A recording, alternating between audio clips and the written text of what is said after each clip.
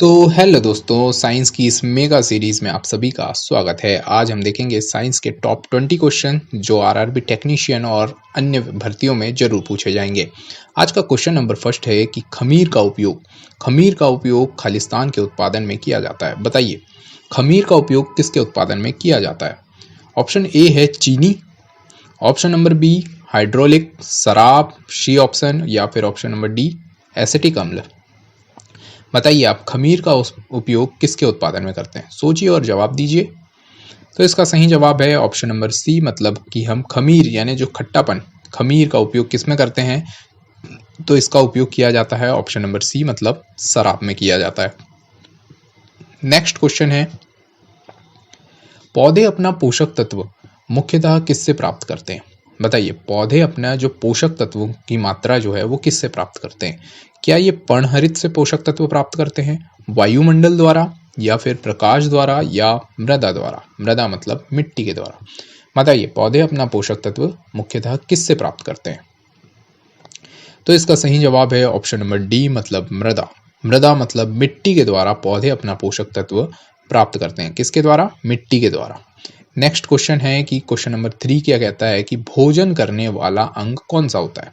भोजन करने वाला अंग, आमतौर पर भोजन करने वाला अंग तो मुंह ही होगा ना, भोजन मुंह से ही प्रवेश करता है, लेकिन कुछ अलग घुमावदार क्वेश्चन बनाया गया है। भोजन करने वाला अंग ऑप्शन के अनुसार बताइए कौन सा है? ऑप्शन ए है खाद रसधानी, संकुचलशील रसधानी, स्यूडोपोडियम, या फिर नाभिक। बताइए, भोजन करने वाला अंग कौन सा होता है? तो इसका सही जवाब है ऑप्शन नंबर सी। इस नाम को लोगों ने सुना भी नहीं होगा कि स्यूडोपोडियम होता क्या है। ये है भोजन करने वाला प्रमुख अंग। क्वेश्चन नंबर 4 क्या कहता है कि यीस्ट और मशरूम क्या है? बताइए, क्या ये शैवाल हैं, नग्न बीजी विकृत बीज है, या फिर फफूंद है, या फिर कांटदार जड़ें हैं? क्या है यीस्ट और मशरूम? क्या है ये यीस्ट और मशरूम? सोचिए और जवाब दीजिए। तो इसका सही जवाब है ऑप्शन नंबर सी, मतलब यीस्ट और मशरूम जो है ये दोनों क्या है? कवक, फंगस है। ये दोनों क्या है? फफूंद है। क्वेश्चन नंबर 5 है कि सर्वाधिक उपयोग में आने वाला एंटीबायोटिक पेनिसिलिन का उत्पादन किया जाता है। सबसे ज्यादा आप उपयोग में लाएंगे एंटीबायोटिक पेनिसिलिन। इसका उपयोग आप कहाँ करेंगे? बताइए, क्या इसका उपयोग आप शैवाल में करेंगे, बैक्टीरिया में करेंगे, या फिर फफूंद से करेंगे, या फिर कवक में करेंगे? सर्वाधिक उपयोग में आने वाला एंटीबायोटिक पेनिसिलिन का उत्पादन कहाँ किया जाता है? सोचिए और जवाब दीजिए। तो इसका सही जवाब है ऑप्शन नंबर डी, आप इसका उपयोग कवक में करेंगे। किस में करेंगे? कवक में। सर्वाधिक उपयोग में आने वाला एंटीबायोटिक पेनिसिलिन का उत्पादन कहाँ किया जाता है? कवक से किया जाता है। नेक्स्ट क्वेश्चन नंबर 6, नीचे दिए गए पौधों और उनके खाद्य भाग के युग्मों में कौन सा सही सुमेलित नहीं है? बात किसकी कर रहे हैं? कौन सा सुमेलित नहीं है? तो अदरक क्या प्रकंद है, प्याज मासल पर्ण है, आलू मूल है, या फिर नारियल भ्रूणपोष है? कौन सा इनमें जो है सही सुमेलित नहीं है? देखिए, बात करें अदरक की, अदरक जो है वो बिल्कुल प्रकंद है, प्याज मासल पर्ण बिल्कुल सही जवाब है, और नारियल जो है वो भ्रूणपोष है, लेकिन आलू जो है वो मूल नहीं है। इस क्वेश्चन के अनुसार इसका सही उत्तर होगा आलू मूल, option number C. Question number 7 है कि पौधे द्वारा ली गई विकिरण ऊर्जा निम्न परिमाण देती है।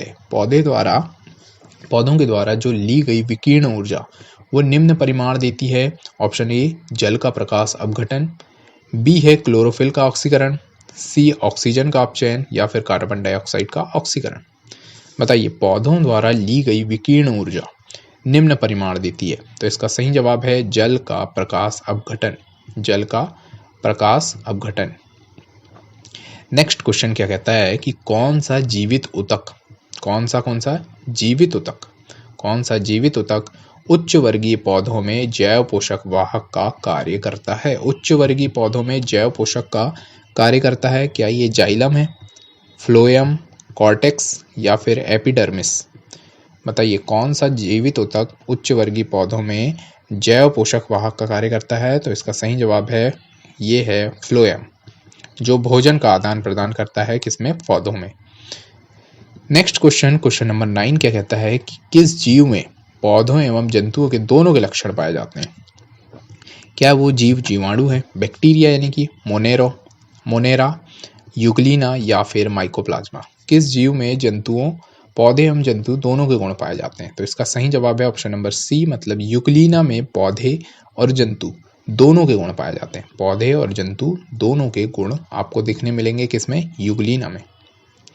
नेक्स्ट क्वेश्चन, क्वेश्चन नंबर 10, निम्नलिखित में से किसका उपयोग मच्छरों के जैविक नियंत्रण के लिए किया जाता है?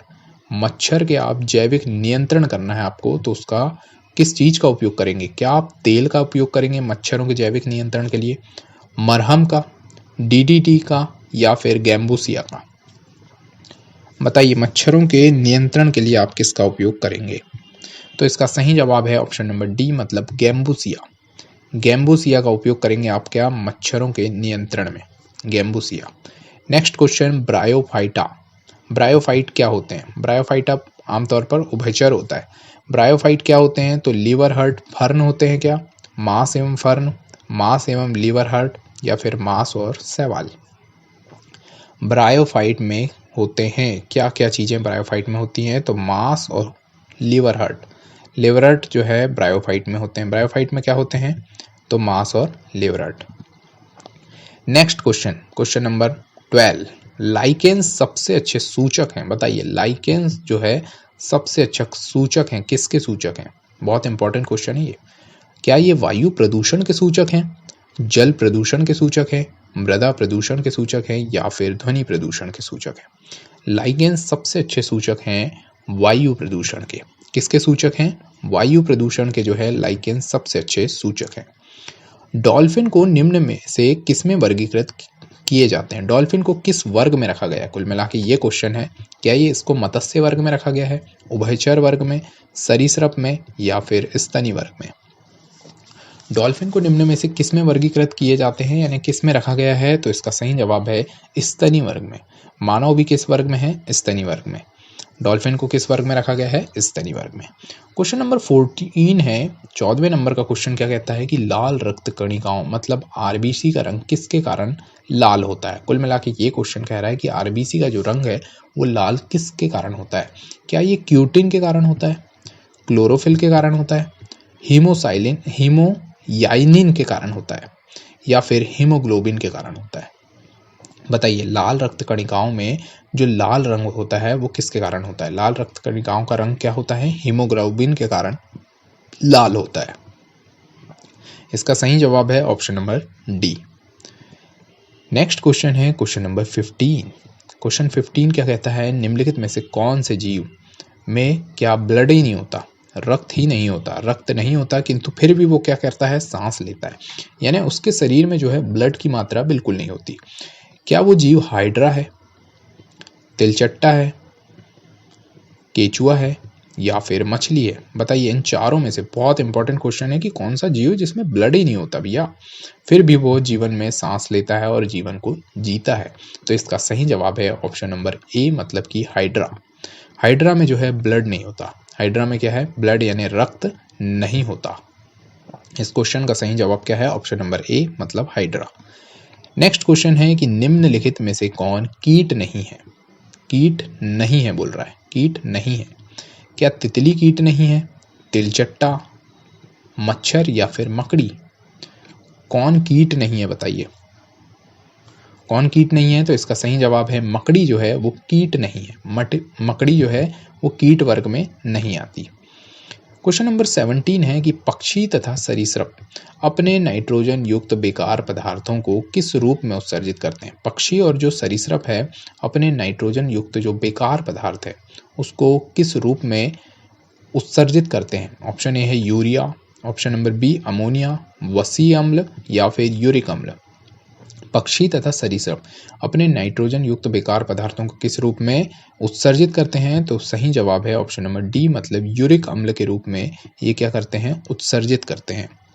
नेक्स्ट क्वेश्चन, क्वेश्चन नंबर 18 क्या कहता है कि आर्कियोप्टेरिक्स क्या है? ये बताइए, आर्कियोप्टेरिक्स क्या है? ये जुरैसिक युग का सर्वपुरातन पक्षी है क्या? जुरैसिक काल का सरीसृप है क्या? ट्राई एसिक काल का सरीसृप या फिर ट्राई एसिक तथा जुरैसिक दोनों काल का जो है सरीसृप। क्या है ये आर्कियोप्टेरिक्स क्या है? तो इसका सही जवाब है ये जुरैसिक युग का एक सर्व पुरातन पक्षी है। जुरैसिक सार्क, सुने होंगे आपने नाम, जुरैसिक सार्क। जुरैसिक युग का ये एक सर्व पुरातन क्या है? पक्षी है, आर्कियोप्टेरिक्स। नेक्स्ट क्वेश्चन है क्वेश्चन नंबर 19। एक रानी मधुमक्खी किस प्रकार के अंडे देती है?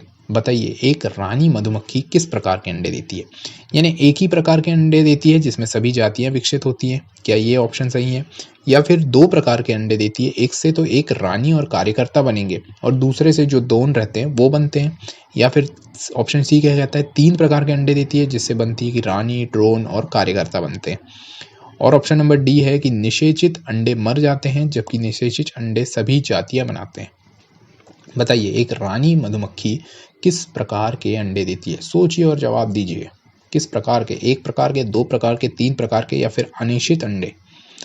तो इसका सही जवाब है ऑप्शन नंबर बी, मतलब कि दो प्रकार के अंडे देती है रानी मक्खी। एक से क्या है, एक से क्या बनते हैं, रानी मधुमक्खी बनेगी और कार्यकर्ता बनेंगे, तथा दूसरे से जो है ड्रोन बनते हैं, दूसरे से ड्रोन और कार्यकर्ता ही रहते हैं वो। इसका सही जवाब है ऑप्शन नंबर बी। एक मधुमक्खी से ही इसका एक नेक्स्ट क्वेश्चन है कि मधुमक्खी की कॉलोनी में के सदस्य एक दूसरे को किस प्रकार से पहचानते हैं?